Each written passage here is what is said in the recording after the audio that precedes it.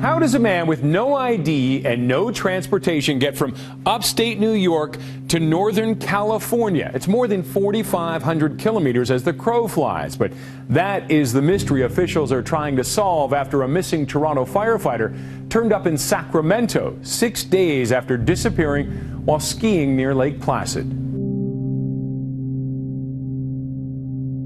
Now to the latest on a mysterious case doesn't appear to be anywhere close to being solved. Investigators are still trying to figure out how a skier who claims he got caught in a snowstorm in New York ended up in California. New York State Police have interviewed the skier who disappeared from Whiteface Mountain and ended up across the country, but we still don't know what happened.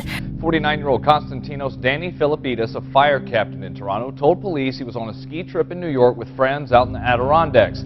He went out for one last run and says he got caught in a storm and he believes he hit his head. Then somehow he ended up in a big rig, he says, going to the West Coast. In the meantime, investigators say none of the big rig companies and drivers they've spoken to remember taking him anywhere. Police found him in Sacramento, about 3,000 miles from here.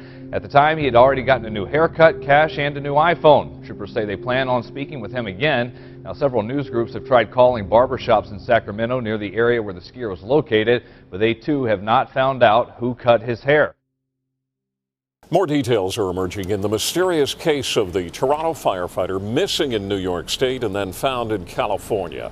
And we spoke to a Sacramento police officer today, and he describes this case as an odd one. In fact, he says in 18 years, he's never seen anything like it. The small community of St. John has been stunned with the perplexing disappearance of a retired attorney from the Isle of Man. Mark Maroney, a resident of St. John, has been missing since Sunday evening from his home in the Chocolate Hole area of St. John.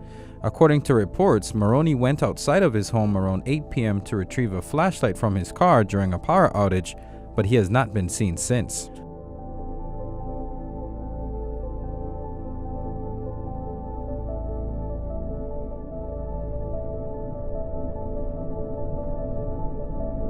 The Virgin Islands Police Department discovered the deceased body of an older man in a steep, heavily wooded area of St. John at about 3:55 p.m. on Friday, the 23rd of February. The body was clothed in a pants type similar to that of missing St. John resident Mark Maroney.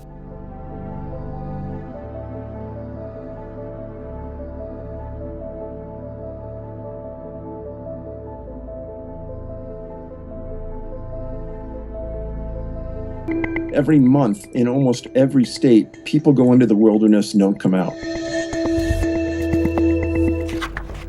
Stories like that are what fueled David Paulides. Forever rifling newspaper archives and badgering federal agencies for public records, he's discovered more than 400 cases of people who wandered into the wilderness but never came back. There are so many missing kids in Oregon, it's ridiculous. Accounts of children, people, vanishing, seemingly swallowed up by the many endless forests across America, or even later found in ways that defy logic.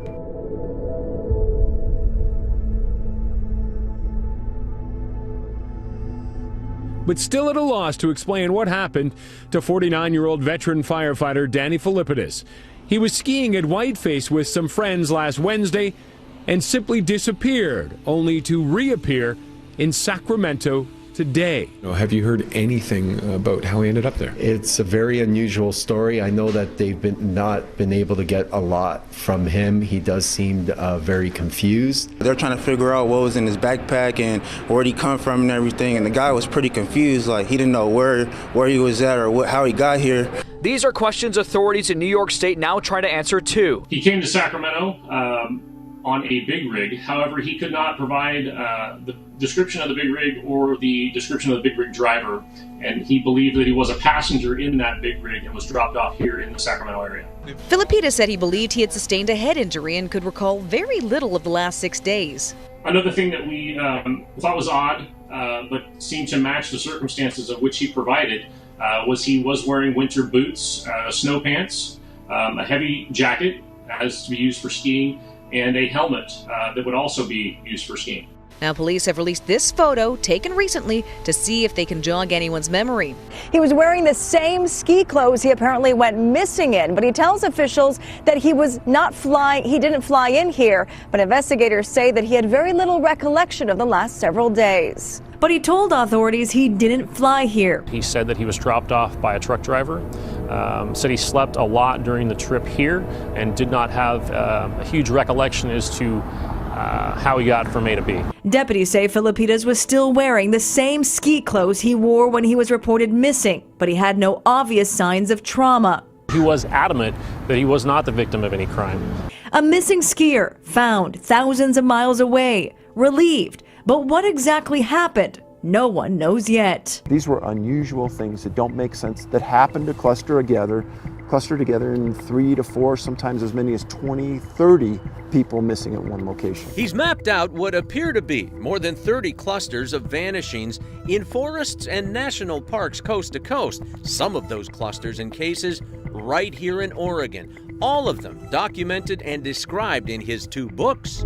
According to Oregon State Police, there are 41 missing children in Oregon. And now also in the movie Missing 411, releasing in a couple of months. In a lot of these cases, search and rescue, or the volunteers searching people, have already gone over certain areas, not once, not twice, but even dozens of times. And then the child is found there, maybe a year, maybe a few years later. The search coordinators themselves are baffled by it too. The ones they don't think is criminal in nature. While the retired ranger can name every plant and creature, his real talent is tracking. My grandmother taught me to look for the white. She says, follow the white. It's where the child or the adult stepped on it, and it's real fresh. One of the top man trackers in the nation, McCarter has assisted in more than 100 searches in the Smokies, but it's the first person in his logbook that's never been found. Every Father's Day, the Martin family, the extended family, would go to Spence Field and camp. It was June 14th in the summer of '69 when 6-year-old Dennis Martin, his brother and friends, planned a playful prank. They hatched the idea of going and scaring the family who were setting up on this hill. The boys split, Dennis heading one direction alone. The 3 boys scared the family, and Dennis never showed up. What followed is believed to be the largest search in park history. The search area has expanded as the days stretch into a full week since the youngster was reported missing. They amassed a whole lot of people, hundreds and hundreds of people. The U.S. Army with big Chinook helicopters. Fresh out of the military himself, the young McCarter joined boots on the ground. Each day, as the search expanded, he believes the chances of finding Dennis diminished. It messed up all the tracks. If you're a tracker, that's the worst thing for you to do. Nature created its own complications. And then it come this terrible rain, pouring and pouring and pouring.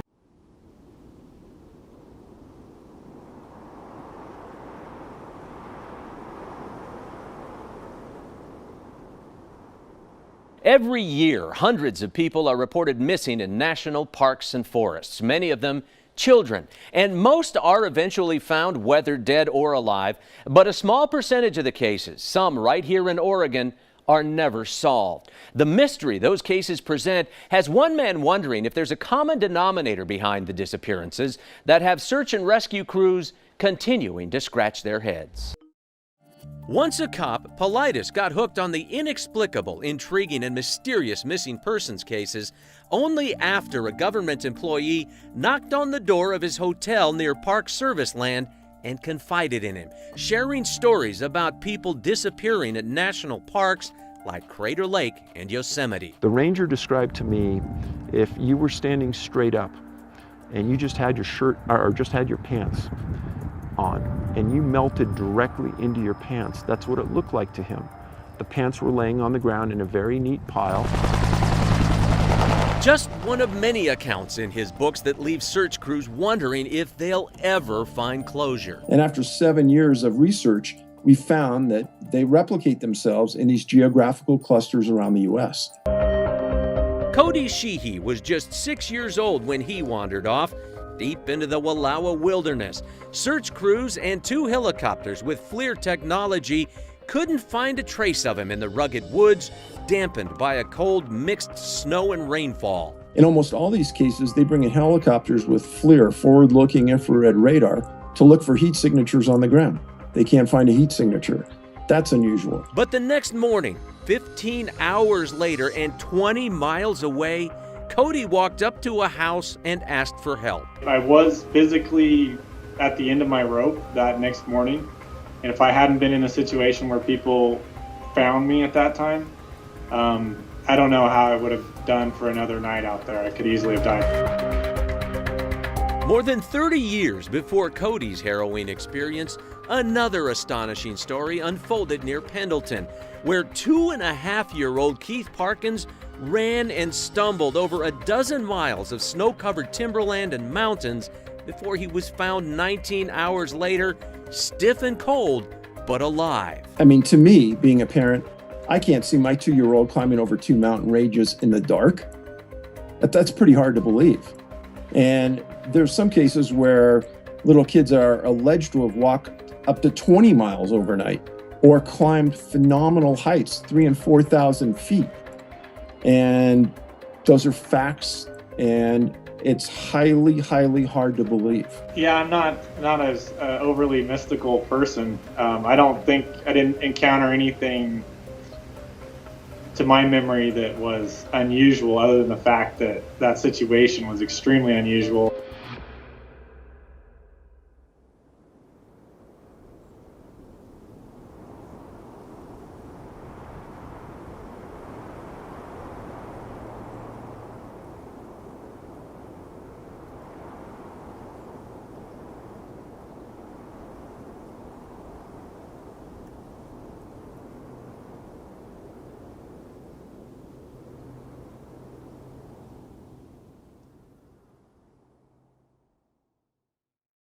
So you came to Idaho Falls back in, I think it was October of 2015, and you spoke with Vernal, Dior Coons, Dior's father, Jessica Mitchell, Trina, a few other family and friends, law enforcement.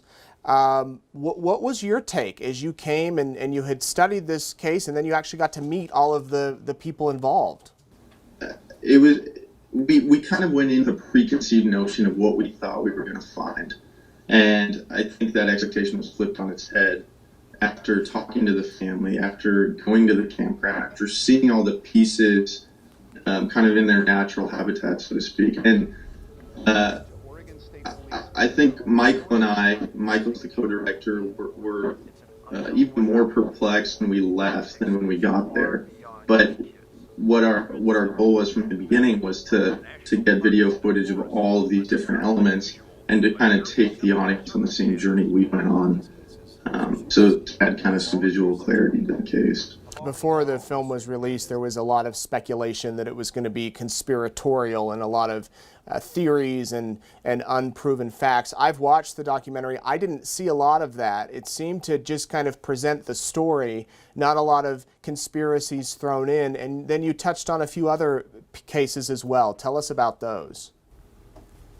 Yeah, I mean, definitely our intention was to present it in as unloaded and as a proscenium way as possible. We didn't really want to lead the audience in any way. But yeah, some of the other cases we looked at were Bobby Bicep, who disappeared in the 1950s. He was in a young boys camp right next to Rocky Mountain National Park, and then we looked at Jared Adadero, who disappeared in the 90s out of the Poudre Canyon in northern Colorado. We looked at a boy who disappeared in northern Oregon and another boy who disappeared in Idaho, out of Idaho. And you know, it was a tough 6-month shoot because you know you're going to these cases that are essentially unexplained, and you're talking to family members who are very distraught, who don't have that closure. So to present the fact in that kind of unloaded way was to give the audience the same thing that the family has received, and it's all the information without any of the closure.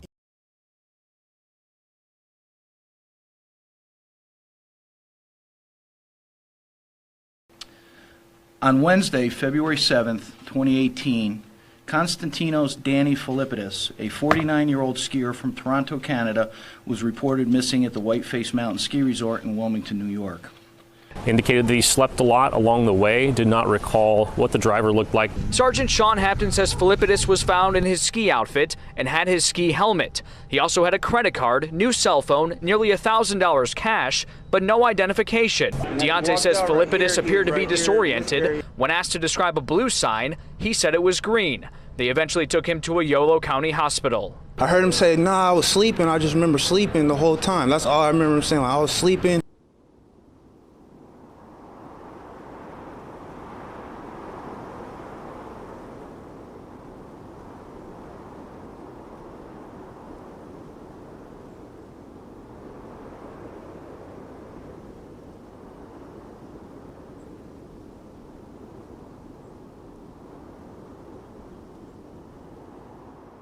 Philippidis has no history of mental illness, and police say they had no indication he was on any medication, drugs, or alcohol.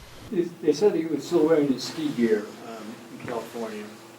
Can you confirm that? And was he also wearing his ski boots? I can confirm that that's what we found him in. It's very similar to what it was that he was skiing in. I can't comment on anything else. You don't know whether he's wearing his ski boots? I can't comment on that. They said that he was found confused, unable to answer questions about how he got to California. He was actually wearing his ski clothes, and it's very warm in California right now. So there's a lot of questions tonight. He was receiving medical care after calling his wife, and then they called 911. The president, said that he did not have a history of mental illness or substance abuse. He was found again wearing the ski gear, including his helmet and goggles, wearing the same thing that he was wearing when he went skiing. He told his friends he was going for one more run here at the mountain. And here we are, a week later. Officials have not said how he got to Sacramento. They do not believe that he flew, though, because he didn't have his identification on him. So lots of questions as to how he traveled nearly 3,000 miles away from the mountain.